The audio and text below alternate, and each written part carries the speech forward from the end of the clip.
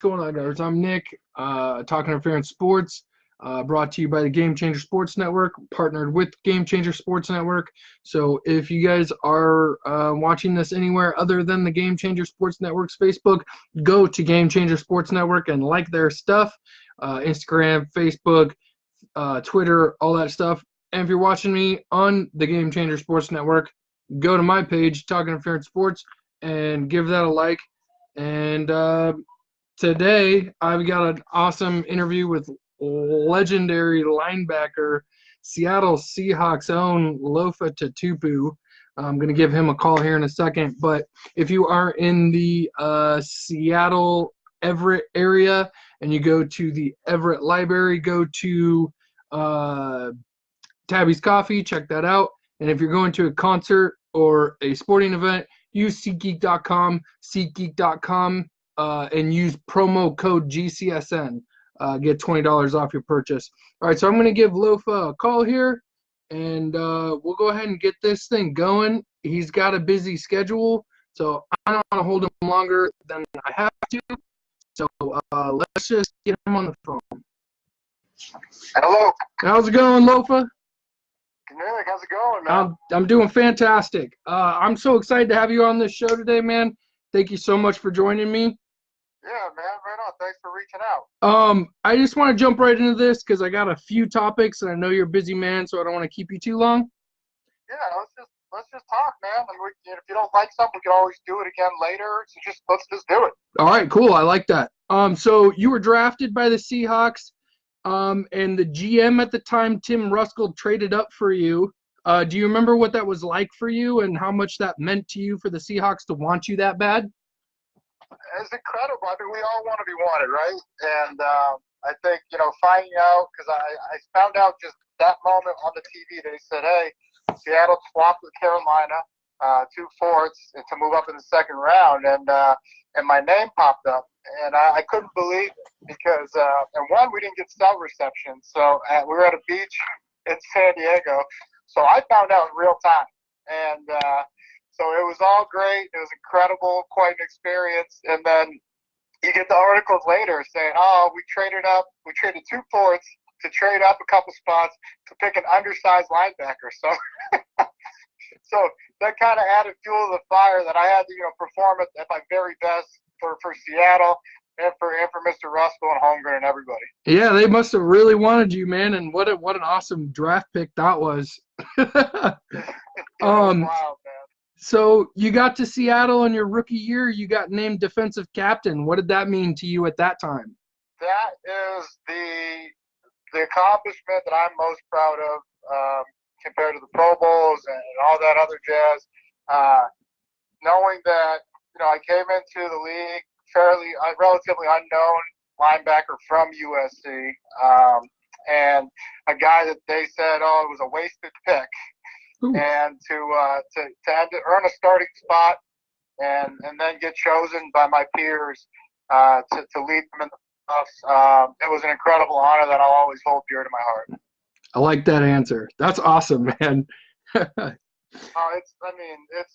believe it's the highest honor, and it's the one I'm most grateful for. The Seahawks that year were led by a crazy good offensive line and an MVP record-setting running back in Shaun Alexander. But you guys were no joke on the other side of the ball too. You guys led the league in sacks. What do you think your biggest contributing factor to how well that defense was and how productive it was in 2005? I think the biggest contributing factor was there was a group of guys that just loved playing football and loved playing football together, and they had a lot of care for the man next to them. And in leading the league in sacks, now we didn't have anybody over 12 or over 15 sacks like some of these teams that lead the league these days. I think Rocky Bernard had an 8.5 that might have led us or set the pace, and then everybody else chipped in with 5, 6, 7. So it was evenly dispersed throughout the defense. And to lead the league, that means everybody chipped in, and that means that everybody contributed in a way. We all ran stunts together, and we found ways to make each other better. And when our number was called, we were ready for the opportunity. But when the man next to us was called, we were ready to do our job to get him to the quarterback. I like that. Yeah, you guys were really put together. on the defensive side of the thing too. I mean, that was just like an all-around well-constructed team. Oh yeah, and then Hutch, I would be remiss if I didn't say him getting into the Hall of Fame this past week, phenomenal. As you mentioned, that offense, it's fun to play defense when you got a number one offense, and that's what we had. And we're going out there. I got to go catch these interceptions because all these teams are playing from behind, and they got to throw it. And we had a top 5 rush defense. I think we were top 5 also in scoring defense. A lot of people, they got a lot of yards, but when it came down to that red zone, that's where we tightened up, and we knew how to play red zone defense. So you're not going to beat the number one offense when you're kicking field goals. Yeah, no kidding. And I think that's basically, anytime you're settling for a field goal, you're not really looking too good at all. So, good on you guys for the defense. What did it mean to you specifically to have your first season make it to a Super Bowl, even though it wasn't the outcome you wanted? Yeah, I mean, a phenomenal journey, right? One that I reflected on last week when I went down to the Super Bowl to promote my company, Zone and CBD. So in doing so, they were asking me what was it like, and at the time, for me, and I know this sounds awful, but coming from SC, we only lost one game in those 2 years I was there. So I was very accustomed to winning and playing in the big game. I went to 2 straight national titles with my team down there at USC, and kind of just when I got into the playoffs and everybody, they were looking at me like, oh, how's he going to react as a rookie? And I looked at them, I was like, yo, this is what we do, fellas. Like, this is what I'm accustomed to. This is how we get down. And so don't be surprised. This is going to be fun. And it was until the last game. Yeah, wild. Like, you got that warrior mentality, man. I like that. Oh, man. I miss Sundays, and Monday nights, obviously, too. But that's what you miss. You miss the locker room, the crowd, the roar of the crowd, and you miss your teammates, the most. That locker room, man. So what about that Super Bowl game stands out most to you? I laugh because it's probably what stands out the most to everybody else. But you can't go back in time. You can't change anything. So, and I guess I could say it, the officiating, because I'm not going to get fined by the NFL now. Okay. But you know what? It happens. We're still seeing it happen to this day. It's never going to be perfect. And I think with social media and instant replay, it gets embellished a little more and a little more. And no one's perfect. I understand it, but in an effort to get that's the biggest game ever of anybody's life. And so I believe, and I don't know if they still do it, but they mix the crews up, right? The highest rated official from each, the backfield judge, the referee, it's an all-star crew that goes to is what I believe is how it used to be. I don't know if it's still that way. But now you got a bunch of officials that are not used to calling a game together. They're not used to going back and watching the film together and knowing, okay, this is how I saw it. What did you see? And, the chemistry is not there. So we're taking a full team and putting them in terms of. So what I would like to see is, the highest rated crew, if it hasn't changed already, take that trip. And if you want to, give the highest rated individual the honor, send them to the Pro Bowl, where it doesn't matter if they mess up a call. I like that answer. Okay. So back in 2007, you had AJ Feely's number, and you got 3 interceptions that totaled for 100 yards returned in that game. What stands out most to you about that one? What stands out the most and what I got the most trash talk for was not getting 100 yards receiving and not touching the end zone. So, okay. I mean, the whole way, I got knocked out at the 8 or the 15 on the first one. I think I got knocked out at the 8 on the second one. And so the last one, even though I was supposed to take a knee, I started running it back. Everybody's pointing, get down. And I was like, no, I'm going. I trash talked the fans in the end zone, and I said I was going to score. And I was going towards the end zone. And I was like, all right, I just took no one's blocking, so I just took a knee. I like it. But it was fun, man. Yeah, that was a good day. Okay. After your playing career, you got to go back to the Hawks organization to coach in the 2015 season as a linebacker coach. What was it like for you to coach a team that you got drafted by and then even coach the team that you've played with some of the players on? Oh, well, yeah, Seattle is, very near and dear to me. This in Massachusetts. I grew up in Massachusetts, and then I spent, a better half, decade and a half out here in terms of living, and so it's always going to be a home to me. And getting the honor, the privilege of coaching here as well as playing here meant the world to me. I got to work with two of the greatest linebackers, not only in the game, in the history of the game here with KJ and Bobby, but I also, they're two of the greatest that'll ever don that Seahawks uniform. And so to watch them operate, Ken Norton did a phenomenal job with them before me and Michael Barrow got here. Learning under the great Michael Barrow was incredible. And then, just getting to be around KJ and Bobby and really dissecting their games and trying to help implement any techniques or strategy, whether it's physical or the mental aspect of the game and how to approach it and how to think about it was an honor. That's great. I said, so Earl Thomas was on the team when you were still playing for the Seahawks, and then you came back and coached him, right? Earl, Cam, there was a handful of guys. Sherb was just coming in. KJ was just coming in 11 when I was here for like 2 weeks of camp with them. Bob, sorry, I'll let you ask the question. Yeah, what No. That was basic. So I was just kind of freestyling that question.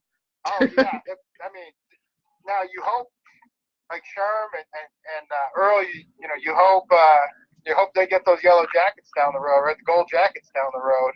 They stay at this pace.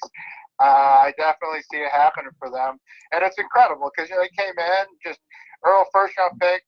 Sherm Sherm wasn't undrafted. I think he was undrafted, wasn't he?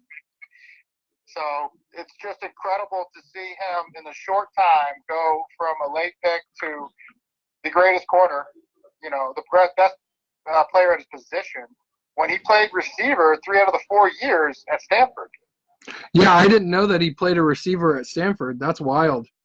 Well, so that definitely helps him when he's going against guys and learning. Okay, they're split as to how far they are, past the numbers, and then what routes to anticipate. But technique wise, and then on top of it, finding a corner that loves to come up and hit. That's rare. Okay, all right. Well, I could see your point on that for sure. Absolutely. Do you ever plan on coaching again? The only reason I'm not coaching now is because I got 2 boys, Kai and Kane. They're 8 and 5 years old, and even though John and Pete, they do it right in terms of you work as hard as you can and get your work done so you can have time, with your family in the off season and when times permit, like maybe a bye week, but. They've proven that you can win and sustain wins. It's been a decade of dominance out here in the Northwest. I don't think anybody's talking about that or giving them enough credit for that. But it was still just a little too much time away from my family where the kids were, at the time, 3 and 6. So, I think down the road I could definitely find myself back in coaching. I did. I loved it. I enjoyed every minute of it. Awesome. Yeah, I would like to see you coaching again, even if it's not with the Hawks. That'd be awesome. The preference would be with the Hawks, but yeah, thank you for that vote of confidence, my man. So I want to change the topic over to some football injuries. You have a CBD line. You want to tell me a little bit about it? Yeah, man. So after I got out of coaching, I had some property, lended some money in the commercial and residential real estate space to fund some licensed grow operations, and then even eventually took over one of the operations and brought on our own brand. And through that, I just kept hearing a lot about CBD. I just kept coming up in conversation, kept coming up like, oh, it's a miracle, and so many success stories where I was like, you know what, I got to check this out. Like we said, we talked about it. When I left ball, that's injuries cut my career short. To people don't realize it. Only 5 years and 5 games is what my career span did, because of the 10 surgeries and the 15 plus concussions. And so I felt like I was just kind of going through the motions, in life. And I started doing my research and reading more about it, and even R&D, grabbing samples of CBD and trying it out. And I came across full spectrum oil, which is whole plant extract, and within days, I felt young again. I felt like myself again for the first time since, I was in like high school or college before any concussion, happened. And it was crazy. It started creating these positive events, and it snowballed into me losing 45 pounds, me working out every day, me feeling like I could go back to the NFL. Now, I wouldn't. I don't want to. Right, Unless right. they want to sign me to Sunday-only contract. But all the practices, man. It's been incredible. And so through that, when the Farm Bill passed, I assembled a team, raised funds, created a brand, got the logo, went to market with a strategy, and we had our big launch, soft launch last July, big launch in October, and just been spreading the message daily about the wonders and the benefits of CBD oil. Okay, so you're using, so your product is an oil then? You don't do like drinks or topicals or anything like that either? No, there's well, you ingest it, the oil, it comes in dropper form. The capsule, it's the same oil, it's just in a capsule. Okay. Some people don't like the taste of the oil, so you just put those in with your daily vitamins and supplements. Okay, so your slogan is aim high, feel better. Do you feel like you're targeting athletes specific or just normal people just in their everyday better living? Aim higher, feel better, zone in. And even naming it zone in, we're trying to fight the stigma. It's derived from hemp. And when you say hemp, naturally everybody's like, oh, that's weed or that's marijuana. And you're like, no, it's of the same, genus of plant. So yes, I understand the miscommunication or miseducation around that, but it's we're trying to fight the stigma. Zone in it was spawned off of, or it's a play off of the term the zone, which in positive psychology is flow state. And everybody knows about the zone. That time and space where you're totally immersed in what you're doing and you're just dominating it. And, a lot of athletes, yes, it resonates with them because they remember their best game where they couldn't do wrong. They just went out there and they just played, they reacted, and they had the best game in their life. And, everybody, I remember that Philly game that you brought up, it's funny that it just kind of goes back to show you that, being in the zone. Heard it the other day when Zion went off for like 17 straight points. The guy asked him, were you in the zone?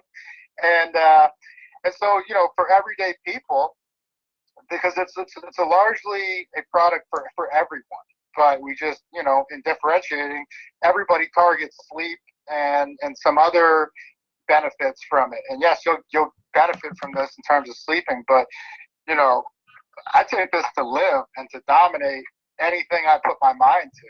And so that's why we're saying zone in, on these moments, because that's all we're blessed with, my man. That's positive, man. That's really powerful, dude. I like that.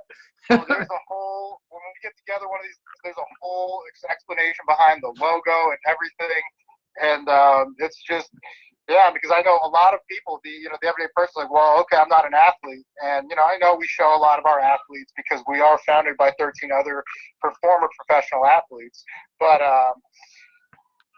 it is like cognitively, I've never felt sharper. The cognitive benefits in terms of the things I was suffering from before, in terms of memory loss, short-term memory loss, focus, and then even attention span. How long I could, stay in the moment was waning back before taking this 3 years ago. So it's been 3 years that I've been taking full spectrum CBD, full spectrum oil, and even for the first 2, I was just handing out to friends like, yo, this can't just be me. You got to try this. Like, this is changing my life. I can't explain how, but even the way I, perceive pain is going back to when I was a kid. And I'm back dunking a basketball. I haven't done that since I was 19.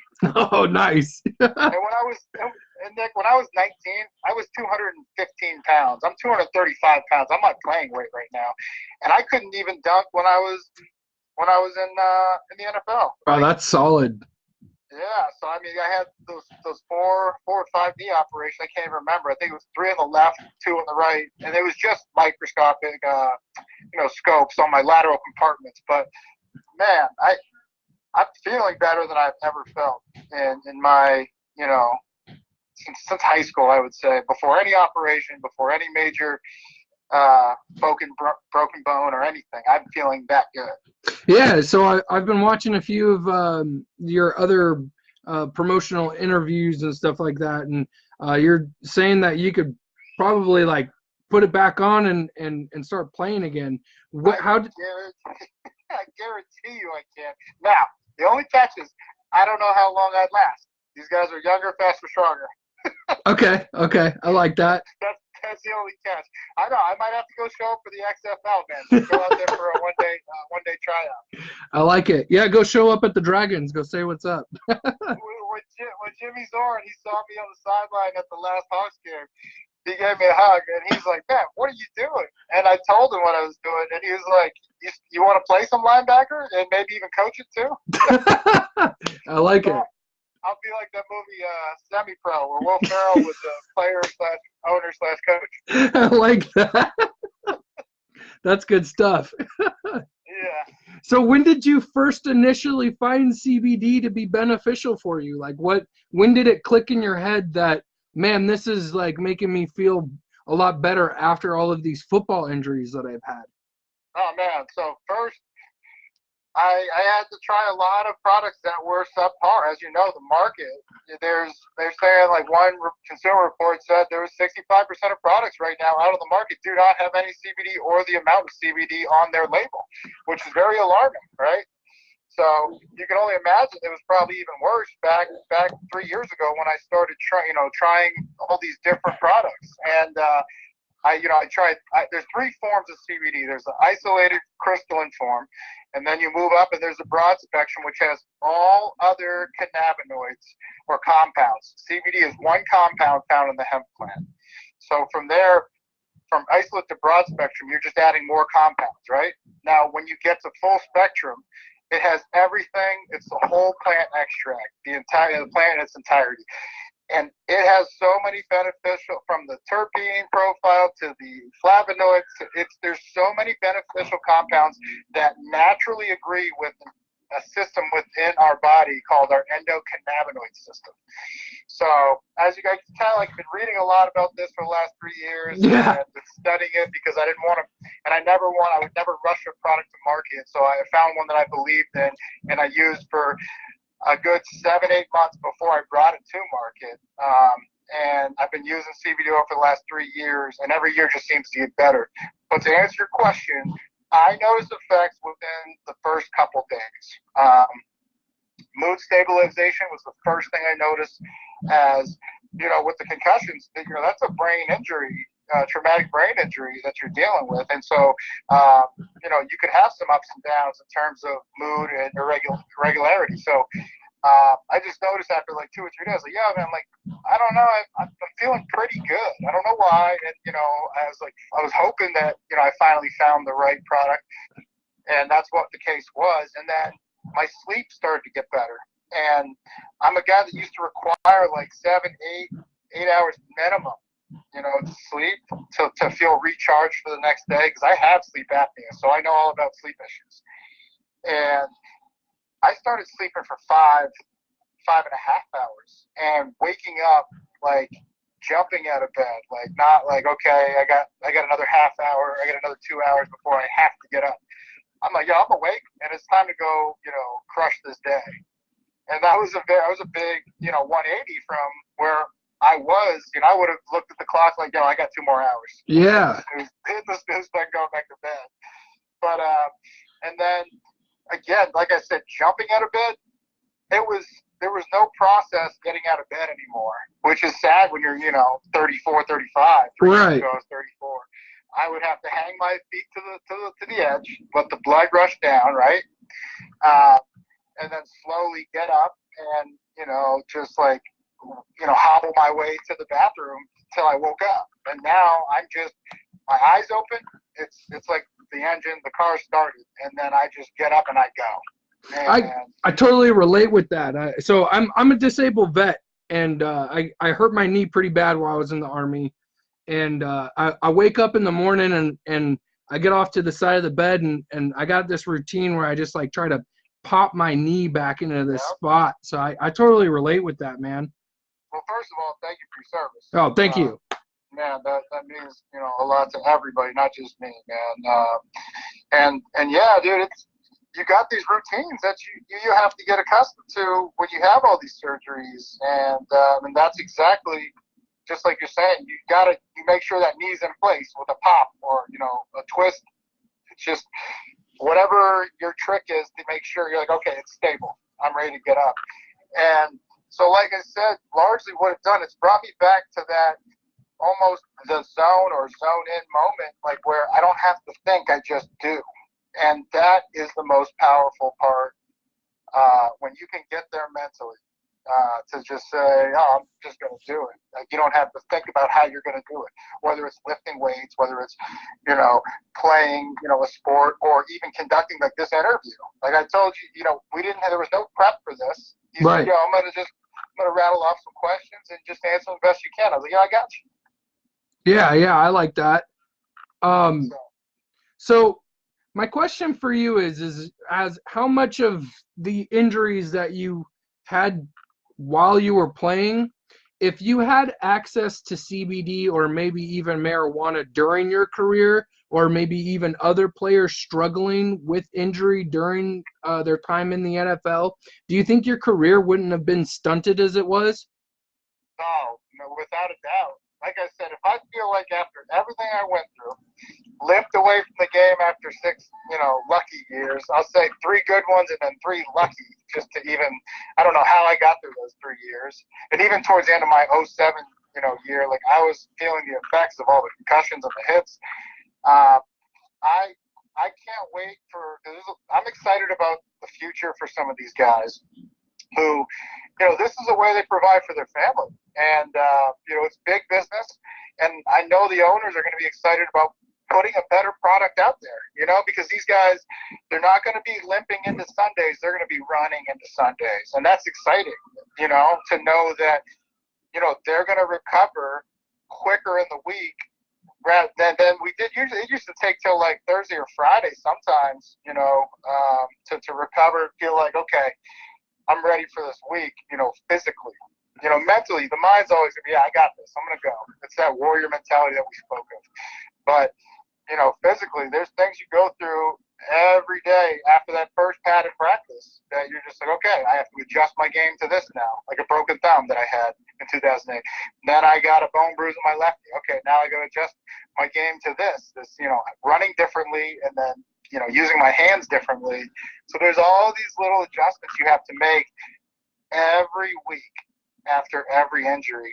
And then the most, the most vicious of the injuries is the concussion, because that messes with the mind-body connection. And that's what I think largely came back, is that things are seamless in terms of, running, cutting, and doing, what I need to do back when I was playing.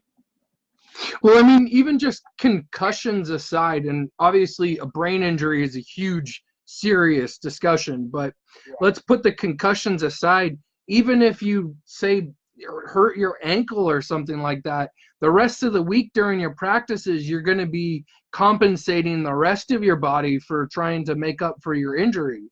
So absolutely. And if your mind is thinking about the pain down in your ankle, you are not in the moment and fully recognizing what's going on around you in terms of the situation at hand, the offense. You're not able to go through the down and distance, the tendencies, formation recognition, time on the clock, position on the field, all those things that you need to, strategically get ready for. At least that's what I did. That was my superpower, was the processing of all that information and spitting out the commands and telling, hey, this is what we need to do. This is how we adjust. So if your mind is elsewhere at that given time, it's just a recipe for disaster. Okay, so what do you think the difference is between using a CBD oil and the difference between a player masking an injury with like painkillers or shooting up Turadol or cortisone? Well, I think you just said it. They're masking the problem. And with CBD, like I pulled my hamstring playing hoops over the last couple of years. I rolled my ankle, one so bad it was black and blue. Just like it's funny you brought up ankle. Like my ankle literally touched the ground in my basketball shoe, and I thought it was gonna break. That's how bad it was. But all those things are short-term fixes, which they don't have good long-term results. And this, I didn't miss any time. My ankle was black and blue. I should have taken a picture and documented just to show everybody. But I went and played 5 more days of basketball that week because the mind was like, hey, you know what? Yeah, it hurts, but we're not. And it wasn't throwing off my pattern of running, my mechanics, which, like you just mentioned, could lead to defects on the other side or even higher up, like waist or knee problems. So, I think we've seen the sign. I know the science isn't completely there on the CBD, hemp and cannabis space. And that's largely where everybody that's against it or opposed is they're arguing. We don't know what it does to you long term. We know what the other stuff does to you long term. So we want to keep prescribing it. That's just. I mean, I think that says a lot about where we're at, how numb we are to the actual situation at hand. Well, I mean, and even if you're getting fed all of painkillers instead of just doing Turadol or cortisone, you're susceptible to addiction for these painkillers too. Where I would see that studies have shown that CBD is obviously has addictive traits to it. You know what I'm saying? There's not as addictive properties, as there is to the opiates, and even the anti-inflammatories. I mean, I use those just as much, throughout my career, and then even sleep aids at night. And it's incredible that I was able to get off all those that I had been, prescribed and taken for years. And this has seemingly, played a large role in helping me just recover from all injuries and all ailments. But I feel better than I ever did when I was playing. And I can only imagine if, like I said, cognitively, if I was able to process information this quickly back when I was calling plays in front of 70,000 screaming fans, when it was very chaotic, I couldn't imagine being this complete of mind and how easy it would have been, and not after the game. I know how I felt and how mentally, physically, and emotionally exhausted you are. That's a 16-game season. I wouldn't even bat an eye about, how this helped me recover. I'd be like, oh, okay, I'm ready. I'd be ready by Wednesday. And I'm not even lying. When I say Thursday or Friday was usually how long it would take me to get ready for, no one would be complaining about Thursday night games anymore. They'd be like, yeah, that's fine, whatever. Right. So, I mean, in terms of, having to practice all week and maybe having 2 days off, and then ending up having to go out there and be on Friday like, oh, well, I can't practice because I'm hurt. Like, yeah. So, and that's phenomenal, man. How do you think CBD could benefit players in terms of CTE or other serious injuries of that nature? See, that's one where I walk a fine line because it's a delicate subject. Okay. And there's not enough science to make claims or back that. And other people are sitting there talking about it and making, references to it. But I won't. I just know that CBD, as well as several of the other, phyto compounds or plant compounds, are beneficial in terms of cognitive, benefits, and they have healing properties. It's a neuroprotective. So, and as CTE being a neurodegenerative disease, I wonder if it can at least, slow down the process of it. What's that? I mean, so like thinking that it could possibly slow down the process of it. I think it could. That's what I'm willing to say is that I believe that it could, you know, withhold or at least maybe save the neurons that you do have. But to recreate neurons that are lost, I don't know if that's, you know, possible. And so I don't. I always hesitate to really talk about this at length because, you know, there's just science just isn't there, and you don't want to give people who are dealing with that type of disease. You know, my dad had it. You know, so I'm very, you know, it's a tough subject for me, and you know, it's tough to say, you know, what would happen had he had this around, you know, several years ago. Right. No, and sorry if I was touching on a touchy subject there for you, but I was just curious because, you know, the CTE is like under a huge microscope right now. So I was just wondering about the benefits of whether or not, you know, maybe you felt one way or another about it. Oh no, yeah, Nick, we're good, man. Don't pop my dad. It'll be 10 years, February 23rd coming up here. And you know, he passed of a heart attack in his sleep. But you know, I'd be lying if I, you know, said show some, you know, cognitive deficits from you know what he was going through. That, and he even had early onset. That led me to look more into, you know, my sleep habits, as, you know, he had sleep apnea. He didn't have a CPAP machine. So it's, you know, probably contributed, not directly, but in a way, I would say. And, you know, so it's, you know, and I just hesitate to talk about, not because of my dad, but because, you know, there's no science behind it. Right. It's hard to come out and say to somebody like, oh, I feel this way with no way of backing it up. I get it. I was just curious about your stance on that. So I'm excited about the future of you know, them looking into it. I'm definitely excited about that. Right. So this was going to be my next question for you. Following that is how much of the XFL do you know about? Not a whole lot. I'm excited to watch them. In regards to CBD and cannabis, hemp and cannabis, is that what you're asking? Yeah, so actually just in general, because they have rules that have changed just from unconventional football, and also they have come out in their player policy that they're not going to test for marijuana or cannabinoid testing. So how beneficial do you think that is for the league, and possibly with the NFL, you know, with their CBA coming up, or their collective bargaining agreement coming up, how maybe that could be groundbreaking for the NFL just as a whole? Well, yeah, you hope so. Other programs have raised their nanogram per milliliter testing, meaning they're not going to test for, you know, smaller amounts. They're just going to keep an eye on them and help them if they need counseling, which I think is phenomenal. Came out and said they're doing away with it as a substance of abuse on their policy. So, you know, bravo to them. They're doing it right. And, you know, what I love about the XFL is that in starting out, I mean, I know they launched back in 2000, back in the day, but in doing it over, when they're launching now, they have a chance to write their history. You know, they have a chance to, you know, look at the NFL as a model, you know, obviously of success, but, you know, what things can we help, you know, tweak or change to make our game, you know, impactful. And in doing this and allowing this, they're going to see players with less problems and, you know, healthier. They're going to put a better product out on the field.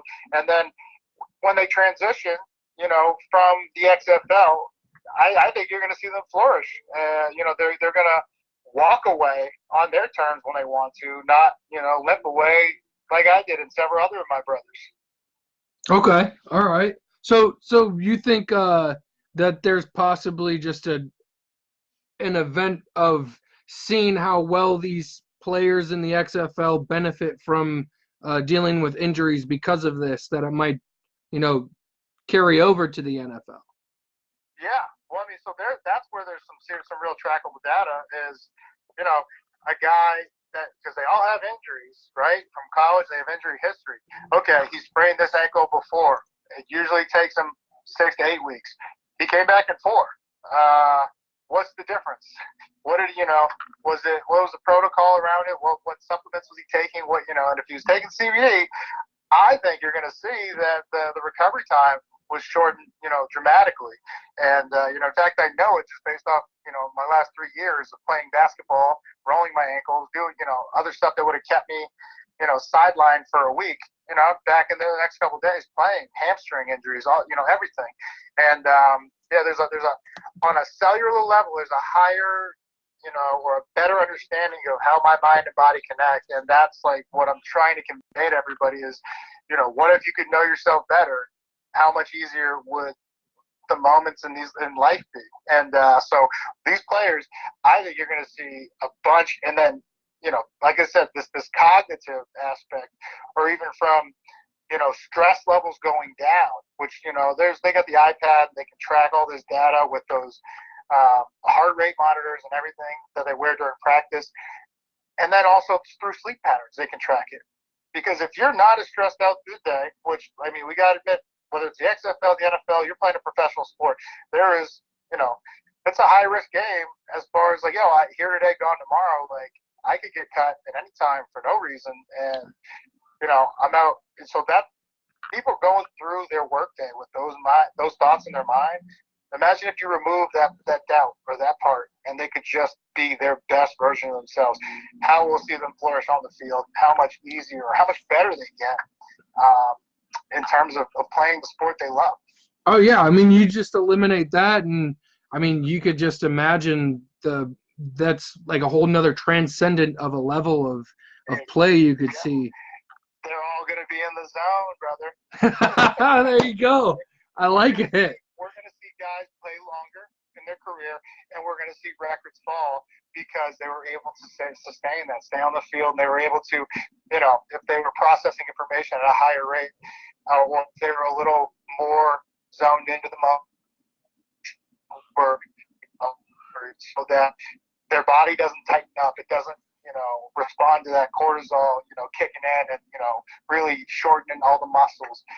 I'm telling you, man, even I looked at last Sunday and how many guys could have benefited from it then. I played in the Super Bowl, and I've seen some players, not in the moment and losing, it's just not in the moment, so to speak, and tightening up, and not performing the way they're used to performing, because in their mind, they're like, this is the biggest game ever, right? So when you put that kind of pressure on yourself, if you think that, if you internalize that, your body is going to respond in a negative fashion. And so there were some passes out there, even just this past Sunday, that you're falling short that normally didn't fall short on both sides. And, I'm like, okay, that's just a mind-body connection, right? So it'd be interesting. You take that away, we probably would have saw 2 500-yard passes last week. Right. I mean, I'm even wondering if you take into consideration that these guys have already played through an entire season, and then the playoffs. I mean, yeah, granted, you've had 2 weeks off, and I'm sure they're practicing in between. You got media day and stuff like that, but an entire season all the way up to the Super Bowl, how much injuries that they've been, holding on to through the entirety of the season, and how much the recovery time would be reduced, or how they would be feeling if they were using such a product. Absolutely. All of that. And then even last week with where the media is just everywhere, right? And you're just doing interview after interview, and you take away that emotional or the mental drain of that, and then you're able to perform at a higher rate. And that's really how we talk about it in terms of when we say aim higher, feel better, zone in, is just I speak of it as a performance enhancer. And who doesn't want to perform at their highest, where there's nothing there holding you back. Right. No doubts. Just like, I got this. Taking you back to when you were young. I got this. I like that.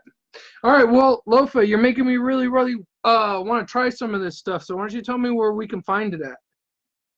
Well, we just had a huge package deal with Bartell Drugs. Very, grateful for them and partnership that they provided.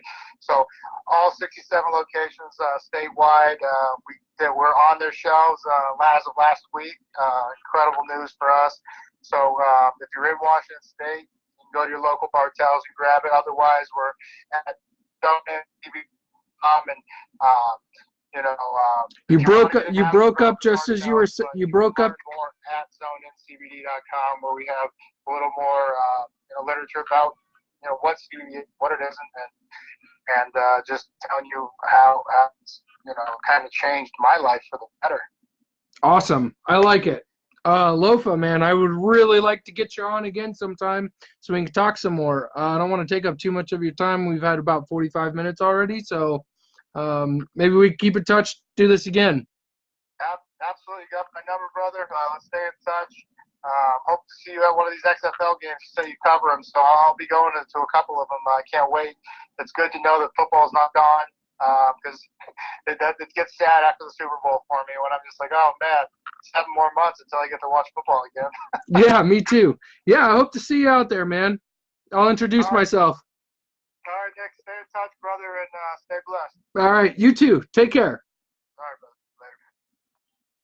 Lofa Tatupu, Seahawks legend, CBD connoisseur. Man, that was really cool. I like getting into his head about talking about injuries in the sport. Injuries are just a huge part of. I mean, even just take him for an example. He ended up having to shorten his career due to injuries, and it makes me wonder about with the player collective bargaining agreement coming up soon, how this could take an effect of possibly trying to help these guys not be addicted to painkillers and try to fight through injuries, and maybe their careers are a little bit longer lasting. So I picking his brain, that was really cool. Thanks again to Lofa Tatupu for being on the show. I am going to be putting out a whole bunch of Dragon stuff because I've been going to their practices. And later this week, we will talk about week 1 XFL. And hopefully soon we can get Lofa back on here and talk to him again. I have a few XFL players that I'm going to be talking to here in the near future. So, again, thank you. I'm Nick, Talking Interference Sports. Check me out on Game Changer Sports Network, or check out Game Changer Sports Network if you're watching me on YouTube or something like that, Twitter, Instagram, anywhere. Both of us are on all of these platforms, so go check it out. And go check in Zone In CBD oil. All right. See you guys later.